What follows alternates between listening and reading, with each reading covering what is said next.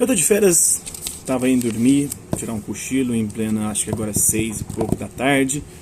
Dar uma descansada, porque eu quero ir pra academia 11, das 11 à meia-noite. Era pra me ter postado mais vídeos hoje ao longo do dia, mas eu vi um vídeo da discussão sobre educação entre Marco Antônio Villa e Rodrigo Constantino. E o Rodrigo Constantino, ele é rasteiro e raso demais. Ele começa falando de doutrinação esquerdista nas escolas. Eu trabalho com ensino fundamental e médio. No ensino fundamental, só tem duas disciplinas que poderiam ser consideradas disciplinas que dão margem à interpretação esquerdista ou doutrinação esquerdista, que seria geografia e história. E às vezes ensino religioso. 3 disciplinas. No universo de quantas disciplinas? Tem matemática, tem português, tem geometria, tem inglês, tem uma série de disciplinas e essas somam no máximo 3 que poderiam ser disciplinas que dá um aval, apesar de que o ensino religioso é muito mais usado para a educação de valores, mesmo que não seja essa orientação do MEC e do próprio FONAPER, do Fórum Nacional Permanente de discussão sobre o ensino religioso, porque a proposta do ensino religiosa é promovendo o debate e o respeito a essa diversidade religiosa. Mas 3 disciplinas somente no universo de quase 10 matérias no ensino fundamental 1, de 6º ao 9º em especial, de 1º a 5º ano, isso ainda mais restrito, porque é um único professor trabalhando praticamente todas as disciplinas e um ou outro especialista em alguma área. Então aí já lima. 3 universo de 10, 30%. Como é que é uma doutrinação se nem tem maioria das aulas? Mas tem matemática. Não tem. Eu trabalho na educação há 14 anos e não vejo essa doutrinação. Alguns alunos meus no ensino médio costumam falar, mas tem uma doutrinação esquerdista. Eu falo, quantos professores aqui são de esquerda? Aí ele citou 1 ou 2 do ensino médio inteiro. 2, 3 no máximo. E geralmente são das disciplinas de humanas. De humanas eu reconheço que há dentro das universidades e dentro da própria escola uma certa tendência, mas não quer dizer que uma tendência ou uma correlação quer dizer causalidade. Existe uma diferença entre causalidade e correlação. Causalidade, isso leva àquilo. Correlação, existe similaridade entre isso e isso. Então pode uma coisa influenciar a outra. Mas nem todo professor esquerdista é mau caráter e fica doutrinando. Ele trabalha o que se é um consenso dentro da academia, dentro da sua própria disciplina. Não tem nenhuma pesquisa científica que ampara essa ideia de doutrinação esquerdista, porque eles não fazem uma pesquisa científica com dados numéricos provando por A mais B a causalidade ou no máximo a correlação, porque nem correlação há. Então você não tem um princípio básico de cientificidade no que o cara fala. Aí ele fala da questão da disciplina. Disciplina de fato é um problema sério da educação brasileira. E nós vamos voltar a ela mais adiante, porque ele vai relacionar a disciplina com Maio de 68, que é uma burrice retumbante de um cara rasteiro, baixo e raso como ele é, né? O cara parece que não estuda, não lê porra nenhuma. Ele fala que existe uma mentalidade progressista, esquerdista dentro das escolas, o que também é extremamente questionável. Eu trabalho, eu sou concursado na prefeitura e no estado, e eu vejo muito mais uma tendência não ideológica, e às vezes até mais para a direita, porque as pessoas não assumem isso no dia a dia. Essa polarização são os extremos da curva de sino. Quem já estudou a curva de sino sabe que os extremos são minoria absoluta, que ficam lutando pelo gargalo do sino, essa parte grandona aqui do sino. Quem estuda ciência sabe disso, né? Ou deveria saber, para não ser um idiota, para ficar falando um monte de besteira aí sobre essas coisas. Ele fala que o Paulo Freire é defensor de tiranos. Eu, particularmente, não sei quais tiranos que o Paulo Freire defendia, né? Ele fala isso associando Paulo Freire à esquerda. Apesar de o Paulo Freire ter sido abarcado pela esquerda, ele não tinha uma orientação ideológica como a gente tem hoje, dessa polarização idiota que tomou conta do Brasil, que já vem desde a questão anterior da mentalidade progressista. Aí o Villa tenta defender o Paulo Freire usando os argumentos rasos da esquerda, né, falando sobre os títulos de honoris causa. Aí, retoricamente brilhante, e o Constantino vai falar, mas até o Lula tem doutor honoris causa, isso não quer dizer bosta nenhuma. Claro, não quer dizer bosta nenhuma, não. Não quer dizer mesmo, doutor. Esses títulos, cara, a esquerda ficar defendendo isso é só armamento para a direita poder detonar o cara. Então o método Paulo Freire de alfabetização, ele fala que não quer entrar no mérito da questão, porque ele nem sabe o que é o método Paulo Freire de alfabetização, na verdade, não é de educação, porque ele não cria um método de educação global, de educação de primeiro a terceiro ano do ensino médio, não ensina Paulo, ele criou um método de alfabetização, a partir do vocabulário das pessoas. Eu moro na roça, então vou usar o vocabulário roceiro para você aprender a ler e a escrever, é só isso. Então árvore, eu falo árvore, mas é a árvore que escreve, e é assim que... Então esse é o método de alfabetização. Então eu vou partir das palavras que você usa no seu dia a dia para te alfabetizar.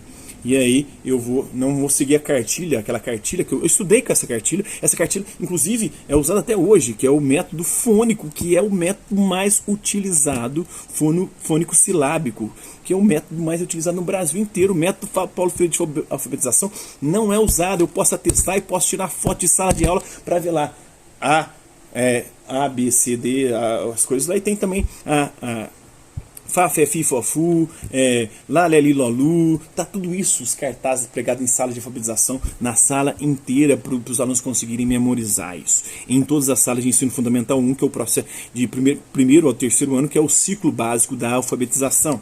Então ele não sabe de nada, não estuda, não lê, não vai nas escolas, ele tá falando pelo cu, porque não sabe porra nenhuma. Aí ele fala que plagiou. Claro, ele plagiou um cara muito sábio da antiguidade, chamado Sócrates, que fazia isso. Ele partia do que as pessoas sabiam no seu método dialético, inclusive é a dialética e o método dialógico que o Paulo Freire vai usar na sua metodologia de ensino.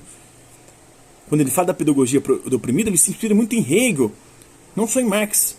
O Marx ele pega a base material que é a própria vivência, a própria realidade no qual o indivíduo está inserido. Mas o método dialético, o próprio Hegel usava, o Heráclito usava, e o Sócrates usava para poder ensinar. Ele mostrou como que um escravo poderia chegar a conhecer um teorema sem saber nada de matemática. Ele plagiou o Sócrates, não plagiou qualquer outro aí, porque eu tenho um livro chamado Desconstruindo Paulo Freire, que eu ainda estou lendo, ainda vou fazer vídeos aqui desse livro no canal, que é um livro que é uma aberração. Pelo que eu já li até hoje, ainda vou... enquanto eu estava lendo, eu não estava ainda com esse canal, não estava com a produção tão larga quando eu tenho feito. Mas eu ainda quero pegar esse livro para poder destrinchar, para mostrar quão retardado é essa galera que fica defendendo isso, e o Constantino principalmente, né? Marxismo em sala de aula defendido por Paulo Freire. Qual que é aonde está isso nos livros do Paulo Freire? Ele falando que tem que ensinar marxismo. Mas o método dele é parecido com o de Marx. Parecido com o de Marx aonde? Marx fala de um método econômico de análise da história da humanidade baseado nos fundamentos, na base da infraestrutura social que é a economia. Ele está falando de educação, o Paulo Freire. Por mais que tenha alguma inspiração, não tem nada de marxismo. Não tem nada de marxismo, porque o Marx pega Hegel, o Hegel pega uma série de outros filósofos anteriores, pega Platão, pega Sócrates, que pega Heráclito. Cara... Tá todo mundo interligado na história da filosofia, só burro que não lê, que não estuda e que fica pagando de sabichão na internet. Que sabe alguma coisa. O próprio Olavo também é outro merda nesse sentido. Eu já disse em vários outros vídeos que o Olavo sabe muito de história, é um grande polemista, é um grande aforista, é um grande ensaísta, mas filosoficamente e cientificamente o Olavo é um nada, um bosta. Por quê? Porque ele não tem um conceito filosófico significativo criado. Ele fala da paralaxe cognitiva, que é uma merda que o próprio Zizek também usa. Um Zizek, que é um autor esquerdista, que usa o conceito não da mesma forma, não com a mesma significação, mas que tem. E aí ele pega para falar que inventou um conceito e por isso eu sou um filósofo. É bosta, porque quem falou isso foi o Félix Guattari, que é de esquerda. Os dois disseram o seguinte, né? O que distingue o filósofo de todos os outros caras? Ou a filosofia de todos os outros saberes? A filosofia é a arte de criar conceitos. Então, se você não cria o conceito, você não pode ser considerado filósofo. Aí o Olavo, lá sabendo disso, né, porque lê os esquerdistas, ele vai lá, cria o método paralaxe, ou o conceito de paralaxe cognitiva. É um bosta. É um bosta. Opressores, oprimidos e vitimização. Vamos lá. Aqui que está a parte interessante da fala do Constantino. Aqui está o gozo eterno, né? O brilho eterno de uma mente sem lembranças. Opressores, oprimidos. O Paulo Freire, na Pedagogia do Oprimido, diz o seguinte, que existe um sistema educacional, que é um sistema opressor. Ele não diz que existe uma classe dominante que oprime. Ele fala que existe um sistema que, claro, foi forjado pela classe dominante, mas que cria oprimidos, que enxerga no aluno alguém como um ignorante, um nada, um vaso vazio que deve ser preenchido pelo professor, que é o dono do saber. E ele quer dizer o seguinte, que não existe isso. Não existe alguém que sabe, alguém que não sabe e alguém que sabe depois. Na verdade, a educação se dá na relação. Ninguém ensina ninguém, mas ninguém aprende sozinho. O professor não está ensinando o aluno. Na verdade, os dois estão aprendendo um com o outro. O aluno aprendendo aquilo que o professor tem a transmitir e o aluno ensinando ao professor metodologias para poder conseguir ter mais êxito no seu próprio ensino. É um processo dialético. A dialética vem de Platão, vem de Heráclito, vem do próprio Sócrates. Não é invenção nova, não. Ele está pegando só algo, aí, hoje uma modinha dentro das universidades dos Estados Unidos, que a galera paga pau, é a sala de aula invertida. Onde o professor não fica lá arrotando. O professor passa o conteúdo, você tem que estudar isso. E aí os alunos vão, estudam, depois tiram dúvidas com o professor. É isso. É isso. E o próprio Sócrates, o próprio Platão fazia isso nas suas próprias salas de aula. Vamos estudar isso aqui, né? Eu não sou o dono do saber, vamos discutir, vamos, através do diálogo que se constrói o conhecimento. E é isso que o Paulo Freire dizia, a educação bancária. O que é a educação bancária? Eu tenho aqui o dinheiro, o capital, eu invisto em você e você tem que reproduzir isso e gerar lucros, né? É mais ou menos, essa é a lógica. Aí ele fala de vitimização. Claro, não tem vitimização hora nenhuma. Pelo contrário, o Paulo Freire acreditava que através da educação as pessoas poderiam se libertar do jugo opressor do sistema. A educação, o conhecimento libertaria e não vitimizaria. Quem se vitimiza atualmente é a direita, que fala que a esquerda está doutrinando. Está aqui, oprimindo com esse sistema. Eles inverteram o coisa que eles atribuem ao Paulo Freire para eles mesmos. Agora eles usam o que eles dizem que o Paulo Freire fazia para poder criticar a escola e a educação. Eles usam, basta você ver. A escola hoje virou um antro de doutrinação ideológica. Isso é vitimização. O aluno está ali, ele é um receptáculo, ele não reinterpreta o que estão falando para ele, ele só recebe e aceita passivamente igual uma mula. Aí por isso que eles querem acabar com a escola e falar tem que fazer o homeschooling, por isso que a direita defende. Ela que é uma vitimizadora. Eu vou tirar meu filho de lá, porque ele é uma vítima desse sistema educacional esquerdista doutrinador. Olha só a lógica. Eles estão acusando os outros daquilo que eles fazem, ou da forma como eles enxergam o mundo. Eles que são vitimistas. Basta você poder ter um mínimo... Tem dois neurônios, para juntar um com o outro. Lé com clé, como o Vila fala, né? Essa galera não sabe juntar Lé com clé. Não sabe mesmo, né? São fundamentalistas não religiosos. Alguns são religiosos, mas fundamentalistas olavistas, fundamentalistas dos escritos que eles leem, né? Eles leem um livro e pegam aquele livro como padrão para analisar tudo, o universo, sem olhar as teorias contraditórias, as teorias opositoras. Então quem faz vitimização não é a esquerda. Pelo menos no campo educacional. Eu concordo que a esquerda faz vitimização com as minorias. Sim. Mas não é isso que o Paulo Freire ensinava. Pelo contrário. Você não vê ele falar de vítima. Pelo contrário, ele fala que a educação é uma forma de libertação desse sistema opressor que gera oprimidos, que geram pessoas submissas. O próprio Foucault depois também vai falar sobre isso. Vários autores modernos e contemporâneos. E a própria direita também questiona o sistema educacional como opressor. Ele é mesmo. O sistema educacional vem de baixo para cima, vem como uma bigorna lá daquela eu lembro da bigorna muito com o coiote e o papaléguas, né? Sempre uma bigorna caía no coiote. O coiote sempre se fudia, não podia ser o coiote. Sempre tinha uma bigorna que caía do céu, pá, em cima dele. No Pernalonga também. Nos desenhos animais tinha muita bigorna. É mais ou menos isso que é o sistema educacional. Essa bigorna caindo na cabeça das pessoas, querendo impor a visão hegemônica naquele determinado momento. Seja de esquerda, seja de direita. Aí fala, tem sim, tem uma influência. Eu não nego que tem uma influência da esquerda muito maior na educação brasileira. Não nego.